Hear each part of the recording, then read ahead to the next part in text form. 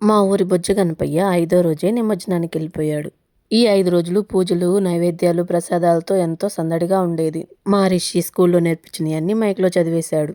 Next రోజు వాడి birthday అని చెప్పి కేక్ మాత్రం పెట్టనన్నాడు. ఈ సంవత్సరం మా ఊరి వినాయకుడి బొమ్మ మాత్రం చాలా బాగుంది. నాకైతే నచ్చింది. మా రిషి పుట్టిన తర్వాత వినాయకుడు మాకు ఫేవరెట్ గాడైపోయాడు.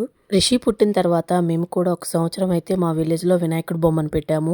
రోజు ఉదయం, సాయంత్రం పూజలు జరిపించుకుంటూ ఇలా పిల్లలు, పెద్దలు ప్రసాదాల కోసం వెయిట్ చేస్తూ ఎంతో సందడిగా ఉండేది. ఇక లాస్ట్ రోజైతే ఉట్టిని కొట్టడం, బాణాసంచా, లడ్డూ పాట అన్నీ ఉన్నాయి. ఈసారి లడ్డూ పాట మాత్రం చాలా గట్టిగా పాడారు. ఇక డీజే మాత్రం కంపల్సరీగా ఉంటుంది. ఈ పిల్లలు మాత్రం నైట్ అంతా ఎగురుతూనే ఉంటారు.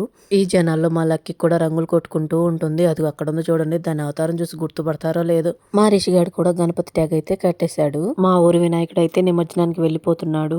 మళ్ళీ ఈ సందడి కోసం నెక్స్ట్ ఇయర్ వరకు వెయిట్ చేయాలబ్బా. సబ్స్క్రైబ్ చేసుకోవడం మర్చిపోవద్దు.